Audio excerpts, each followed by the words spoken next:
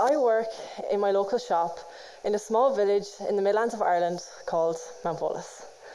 I work there most Saturdays, and when I have a few minutes, I look out the front window of the shop. The local church is directly across the road. I've witnessed many funerals take place, but there was one funeral that stuck with me. A couple of Saturdays, not too long ago, a man who'd been a rather large part of our local community had sadly passed. The streets were lined with people, as far as I could see. Because of COVID-19 restrictions, only the family were allowed inside the church.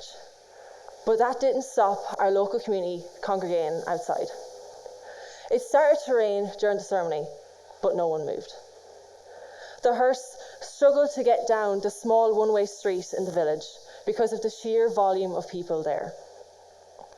I served the odd customer during the ceremony, but there was one customer who stuck with me. She told me that she lived the majority of her life in America, New York to be specific. And she told me that she's still always struck at the amount of Irish people that stand outside of funerals in our country. She laughed and she told me that she always feels like she's been transported back to 1950s Ireland. That conversation stayed with me, and I began thinking about my own relationship and experiences with my local community.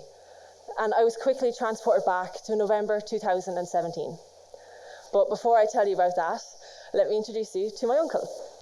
My uncle Richie is your typical bachelor farmer.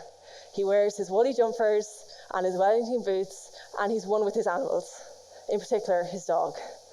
His routine consists of feeding and taking care of livestock, trips to the mart, visiting my grandmother, and going to see some of my camogie matches, which is Ireland's national sport.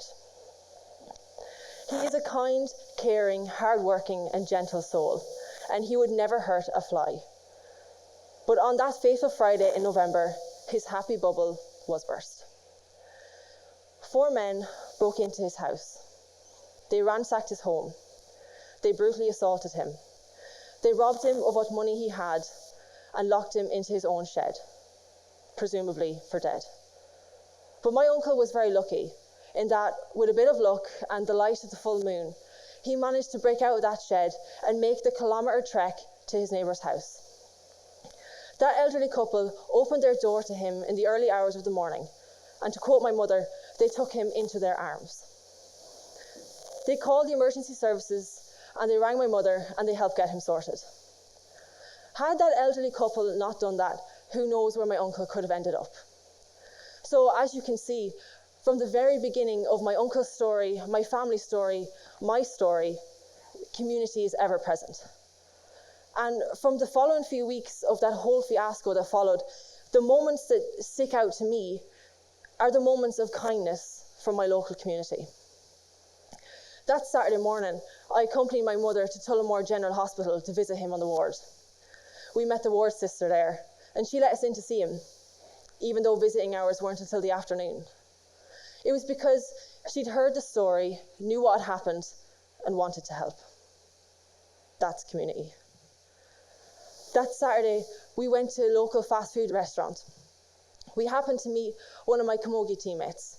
She offered her support and well wishes. That's community. That Monday evening, my mother's article aired on the 6-1 News.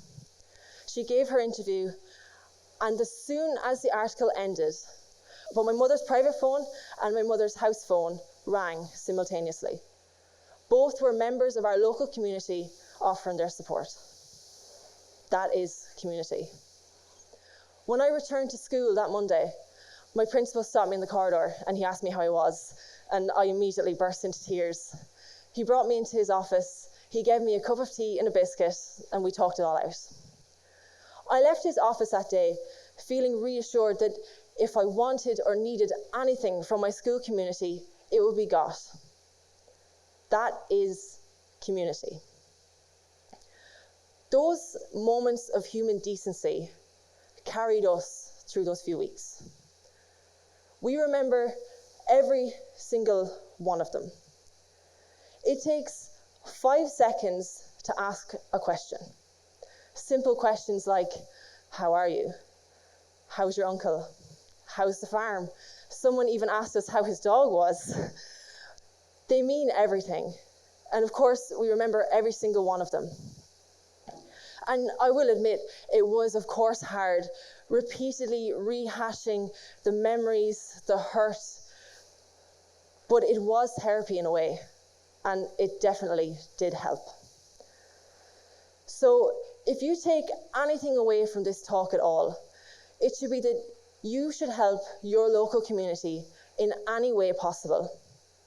Because before you know it, you could be relying on them in a time of crisis. Take the 5 seconds to ask the question. To be honest, the ward sister, camogie teammate, principal, and neighbours who called probably don't remember doing anything at all. But I remember, and my family remembers, and my uncle most definitely remembers. So just do it. My local team's motto is an old Irish Meacle, Ní neart go Comhairle le chéile. It translates to, there's no strength without unity. In order for us to be strong, we need to be united. We need to be a community. Thank you.